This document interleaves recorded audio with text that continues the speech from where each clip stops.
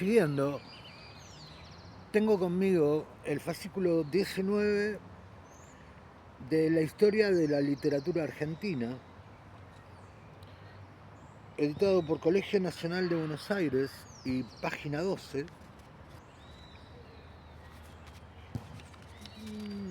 No recuerdo el año, veamos, esta edición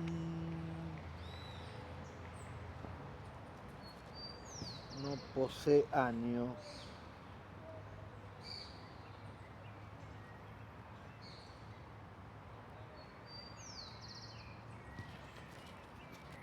No me lo indica.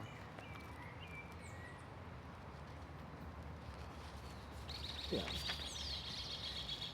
no es lo más importante.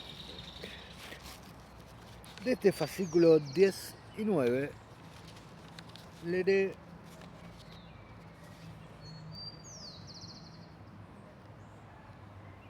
Buenos Aires entre la ciudad patricia y la urbe europea. Prácticas culturales, cuya autora, María Cristina San Román, ignoro su paradero, su procedencia y sus pasos actuales. María Cristina dice así: a lo largo de los años 70 y más aceleradamente a partir de 1880, Buenos Aires fue abandonando su perfil de ciudad criolla, peatonal, centrada en la Plaza de Mayo. Las continuas transformaciones a que la sometía una ambiciosa burguesía nativa comprometida con la construcción del país moderno anticiparon algunos de los rasgos que la convertirían en una híbrida y cosmopolita urbe, acorde con sus habitantes, por entonces poco más de 250.000 almas, la mitad extranjeros. Con acierto, Lucio V. López la definió como la Gran Aldea, en alusión a las continuidades y cambios que podían registrarse en su cada vez más dilatada arquitectura urbana, y por su patriciado, conservador de las costumbres que hacían al orden social, pero resuelto a romper con la tradición hispánica y a adoptar un estilo más a tono con las grandes capitales europeas. Definitivamente abierta al mundo, Buenos Aires se convirtió en una ciudad de fuertes contrastes perceptibles a la vuelta de una esquina. Durante los años en que la provincia estuvo separada de la Confederación, la lana se había sumado a la actividad exportadora de saladeros y curtiembres.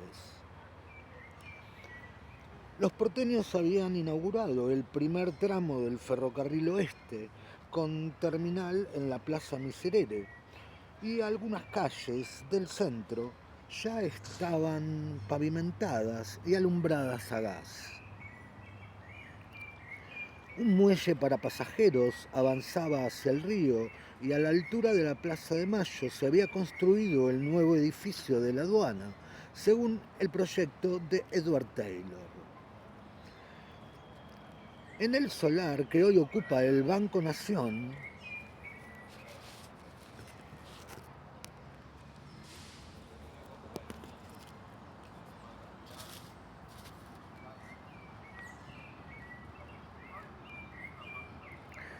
sobre el ala norte de la plaza, Carlos E. Pellegrini se había proyectado el primer Teatro Colón en su concepción arquitectónica, fiel exponente de los elementos decorativos del clasicismo romántico italiano.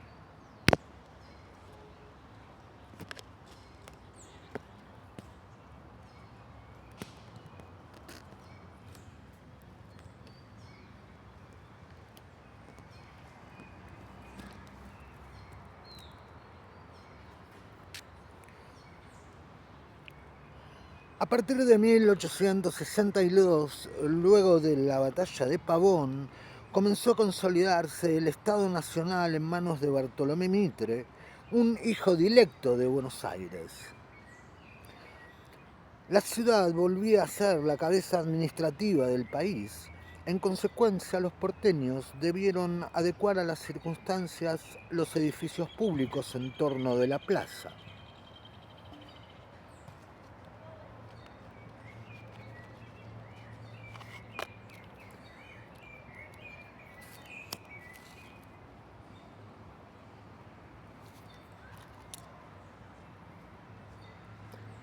El fuerte se había demolido.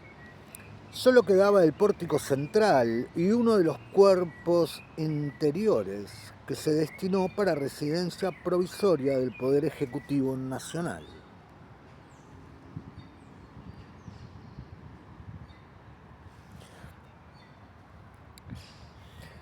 Sobre el costado sur se construyó un edificio para el correo y en diagonal a este un salón de sesiones para el Congreso. Entre 1862 y 1866 se establecieron las terminales de los ferrocarriles, que se desplegarían en forma de abanico por el territorio nacional. A la línea del oeste se sumaron el primer tramo del ferrocarril a Ensenada, que salía de la estación Venezuela, el del ferrocarril sur, con cabecera en la estación Constitución, y la línea del norte, que partía desde Retiro y llegaba hasta San Isidro.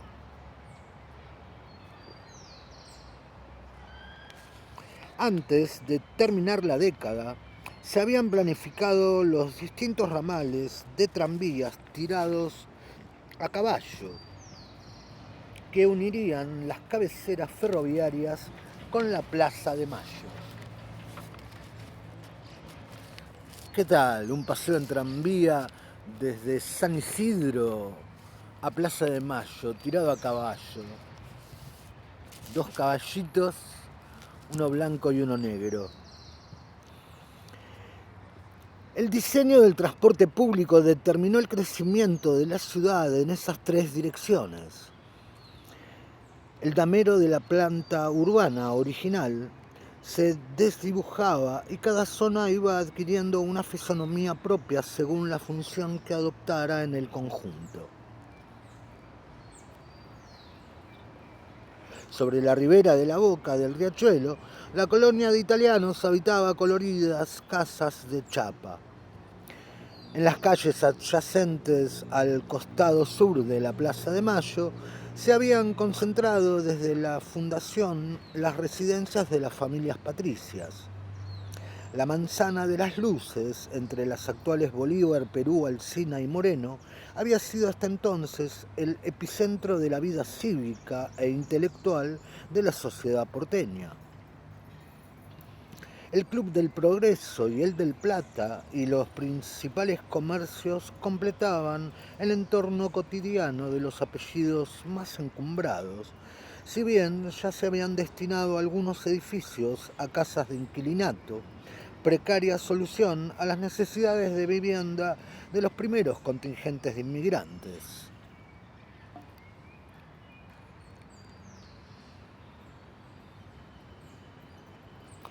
Vecina a esta parroquia de Catedral al sur estaba la de San Telmo, cuya edificación se volvía más modesta, hasta que gradualmente el paisaje se ruralizaba en las orillas donde el Matadero del Sur o los Corrales Viejos, hoy Parque Patricios, contenía a una población marginal y semiurbana. Algo similar sucedía con la Plaza Miserere, importante mercado de frutos y origen de la parroquia de Valvanera, barrio de tauras y cuchilleros que inmortalizara Borges.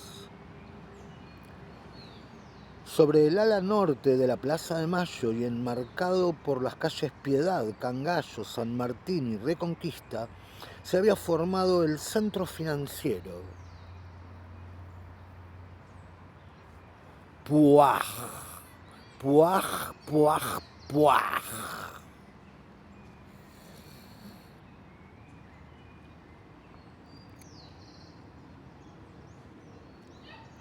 Allí se habían establecido la Bolsa de Comercio, el Banco de la Provincia, la Casa de Moneda, el Banco de Londres y las oficinas de los diarios La Prensa y La Nación.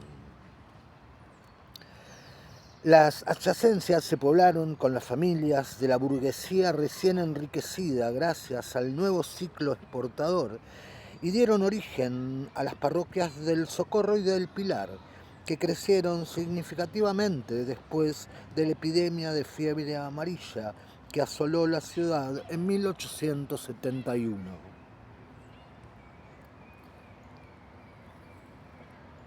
La calle Florida, prolongación hacia el norte de la calle Perú, era el camino obligado hacia el convento de la Orden de los Padres Recoletos, recién habilitado como cementerio, y hacia el Parque 3 de Febrero, el paseo predilecto de la aristocracia porteña.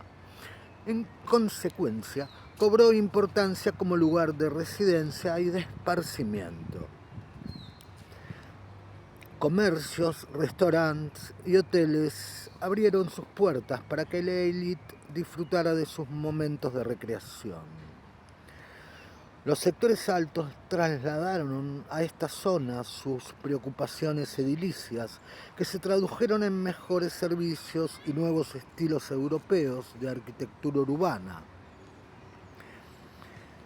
El sur comenzó a quedar relegado y hay testimonios de ello en sucesivas protestas de los vecinos ante el Consejo Municipal por el descuido en el mantenimiento de las calles que se volvían intransitables los días de lluvia.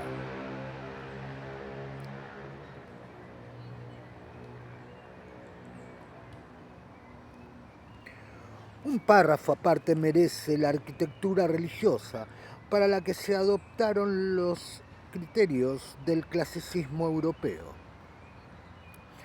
El nuevo palacio arzobispal al lado de la catedral fue proyectado por Pedro Fossati, que tomó como modelo los palazzi italianos y concretado bajo la dirección de Pedro Renom, pudo inaugurarse en 1862. Nicolás y José Canale proyectaron y comenzaron la construcción de la Iglesia de la Piedad, concluida por el arquitecto Juan Buschiazzo, constructor de los hospitales de la Comunidad Italiana y el de San Roque, hoy Ramos Mejía. En noviembre de 1880, la legislatura de la provincia entregó definitivamente la ciudad a las autoridades nacionales. En 1887 se integrarían al perímetro urbano los barrios de San José de Flores y Belgrano. El presidente Roca nombró como intendente a don Torcuato de Alvear, descendiente de una de las familias más tradicionales, pero imbuido de la fiebre transformadora que había ganado a los hombres de negocios de su generación. Coincidió su gestión con los primeros signos visibles de prosperidad, dada la voluntad inversora del capital extranjero.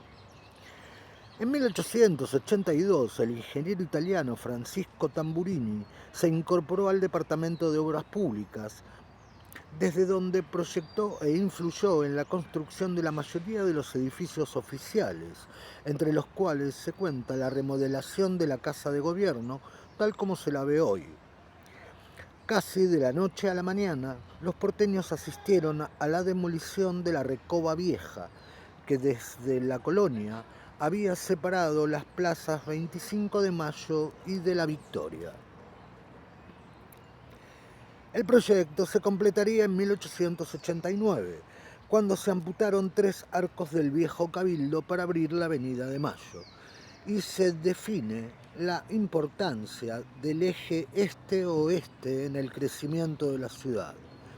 Una concepción similar a la aplicada 20 años antes por el prefecto George Haussmann para resolver el crecimiento urbano de París. Fue la del 80, una década dedicada a reforestar los espacios verdes, a ensanchar y pavimentar las avenidas, a dotar a la ciudad de las nuevas instalaciones portuarias y a modernizar y extender los servicios. Se amplió el radio de llegada del teléfono y la red de aguas corrientes y comenzó a electrificarse el alumbrado público. La arquitectura urbana residencial había tendido a lo largo del período a levantar 1 o 2 pisos altos y se abandonaba definitivamente la planta colonial de 2 o 3 patios y azoteas chatas. En la zona norte se imponía el Petit Hotel, que derivaría en los magníficos palacetes de comienzos del siglo XX, manifestación elocuente de los años de mayor prosperidad de la Argentina. Frivolidad y ostentación resultan en todos los tiempos una consecuencia predecible del súbito enriquecimiento. Dejamos el partido por hoy.